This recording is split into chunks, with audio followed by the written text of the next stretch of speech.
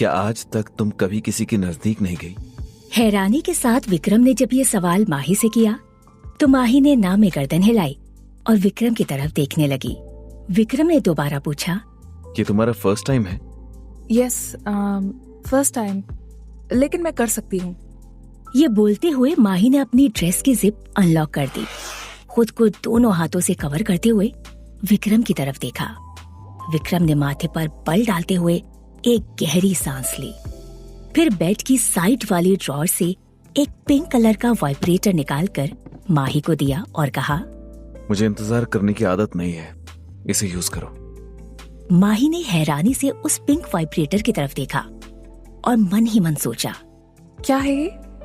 मैं तो इसको इस्तेमाल भी करना नहीं जानती, लेकिन मैं खुद को स्टूपिड नहीं शो कर सकती। तभी विक्रम ने एकदम सवाल किया, क्या तुमने इसे पहले कभी नहीं देखा? इतना कहते हुए विक्रम ने माही के कंधों पर हाथ रखा और उसके पास आया, बेहद पास। माही का दिल जोर जोर से धड़कने लगा। उसकी सांसें तेज चलने लगी, जो विक्रम भी महसूस कर पा रहा था। लेकिन माही काफी कंफ्यूज्ड भी थी और ये उसके फेस से भी झलक रहा था। ये देख विक्रम ने खुद से कहा, या तो ये लड़की बेहद चालाक है या सच में इनोसेंट है। मैं पहले भी बहुत सी लड़कियों से मिला हूं, लेकिन ये मुझे कुछ अलग लगी। क्या ये सच में कभी किसी लड़के से नहीं मिली? ये सोचते हुए विक्रम एक झटके से बेड से उठा। उसने जल्दी से अपने और माही से बोला, गेट ड्रेस्ड।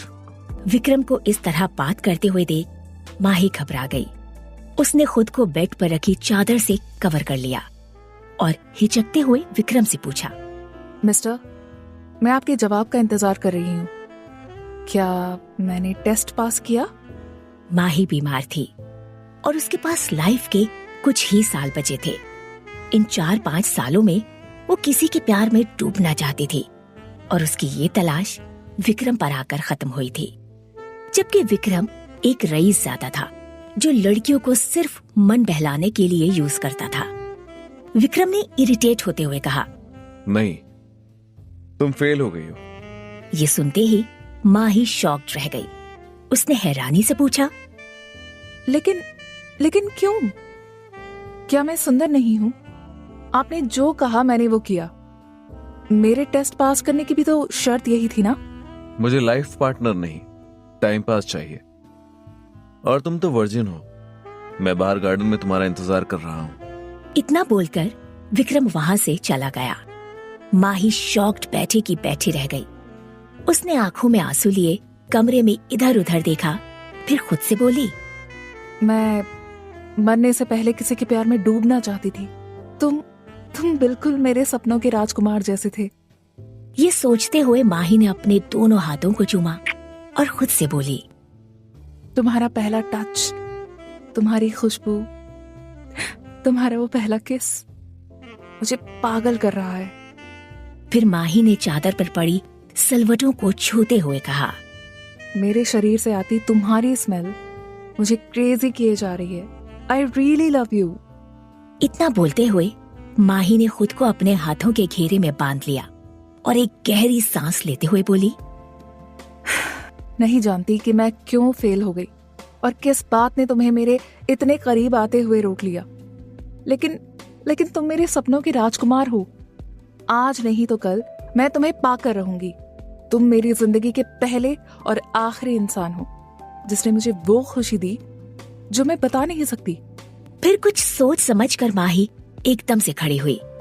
उसने अपने कपड़े पहने और गार्डन में चली गई।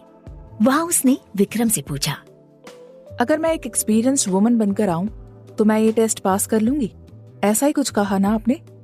माही की बात पर हैरानी से विक्रम ने माही की तरफ देखा। वो कुछ बोलता उससे पहले ही माही ने कहा, जल्दी ही आपकी ये विश भी पूरी होगी। इस पर विक्रम ने अपनी आईब्रोज को ऊपर करते हुए कहा, माही, मैं वो आदमी नहीं हूँ जिसे तुम ढूंढ रही हो। तुम जा सकती हो। और ये कहते हुए उसने कार की तरफ इशारा कर दिया। विक्रम के कहे शब्द माही को हथौड़े जैसे लगे। उसे लगा जैसे वो रो पड़ेगी, लेकिन अगले पल उसने खुद को कंट्रोल किया और बोली, मैं कार में तब तक नहीं बैठूंगी जब तक कि आप मुझे अपना असली